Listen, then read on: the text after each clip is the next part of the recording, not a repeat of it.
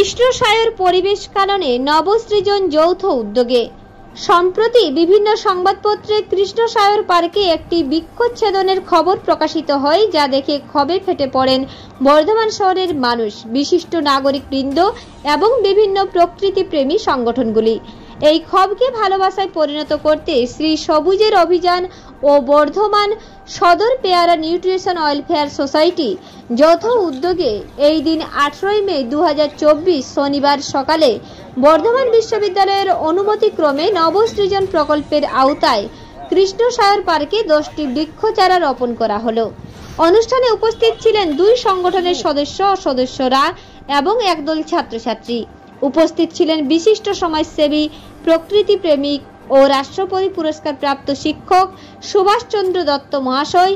সুভাষবাবু বলেন, এভাবেই সম্মিলিত প্রচেষ্টায় এই পৃথিবী একদিন সবুজ হবে এবং বিশ্ব উষ্ণায়ন রোধ করা যাবে। উপস্থিত দুই স্বেচ্ছাসেবী সংস্থা আশাবাদী, নিহত বৃক্ষের স্থল পূরণ হয়তো সম্ভব নয়, কিন্তু নবসৃজন প্রকল্পের মাধ্যমে নতুন বৃক্ষরা আগামী পৃথিবীকে সুরক্ষিত করবে। মানুষ ও প্রকৃতির মেলবন্ধনে প্রকৃতি সুন্দর হয়ে ওঠে। তাই এই পৃথিবীকে আগামী প্রজন্মের বাসযোগ্য করে তোলার জন্য এই ধরনের প্রচেষ্টা আগামী দিনগুলিতে জারি থাকুক। সবুজের অভিযান এবং বর্ধমান প্যারা welfare society, nutrition welfare society, দুটি সোসাইটির আন্ডারে আমরা বৃক্ষরোপণ করছি। না, বৃক্ষ ছাড়া আমাদের চলবে না, এটা আমরা প্রত্যেকেই উপলব্ধি করেছি। যেভাবে তাপদাহ এবং আমাদের সামগ্রিক পৃথিবীর তাপমাত্রা বাড়ছে, তাতে ভারতবর্ষে বৃক্ষ নিধনের পরিমাণ বৃক্ষ লাগানোর থেকে বেশি।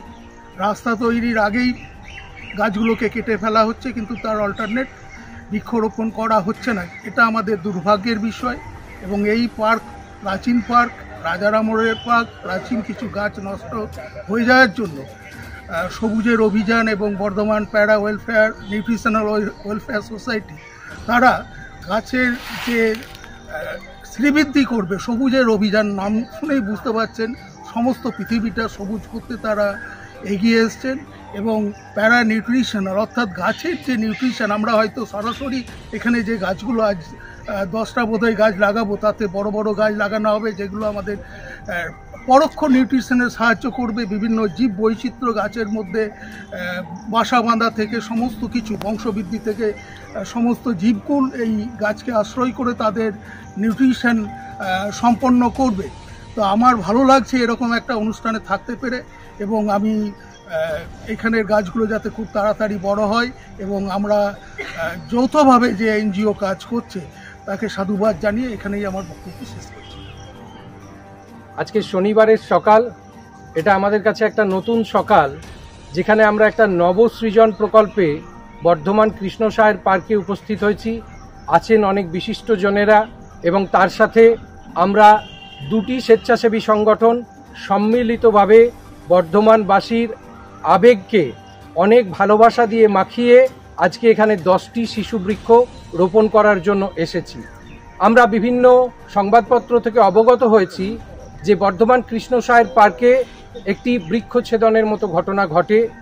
যদিও দেখুন, এই যে পার্ক কৃষ্ণসায়র পার্ক, এটি হচ্ছে বর্ধমান রাজার আমলের পার্ক।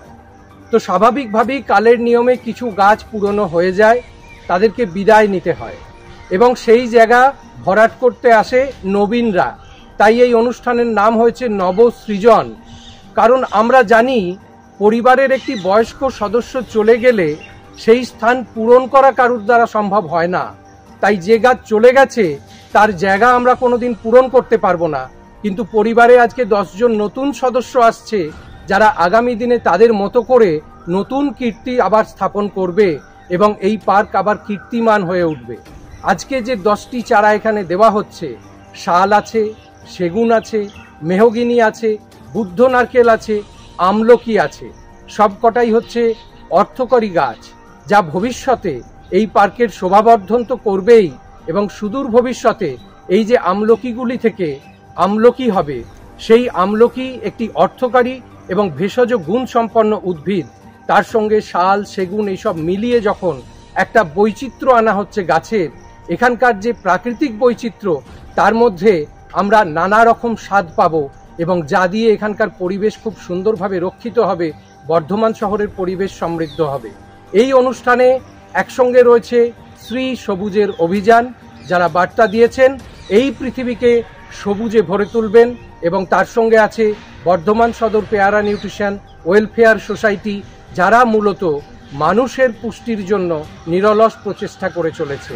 কিন্তু কখনোই প্রকৃতি ছাড়া মানুষ বিচ্ছিন্নভাবে বাঁচতে পারে না, তাই একটি প্রকৃতিপ্রেমী সংগঠনের সাথে একটি মানবপ্রেমী সংগঠনের এই মেলবন্ধন, এবং এই মেলবন্ধনকে ভীষণভাবে সমর্থন করছেন বর্ধমান বিশ্ববিদ্যালয়ের ভাইস চ্যান্সেলর মহাশয় এবং বর্ধমানের যে বন বিভাগ আছে সেই বন বিভাগের আধিকারিকরা।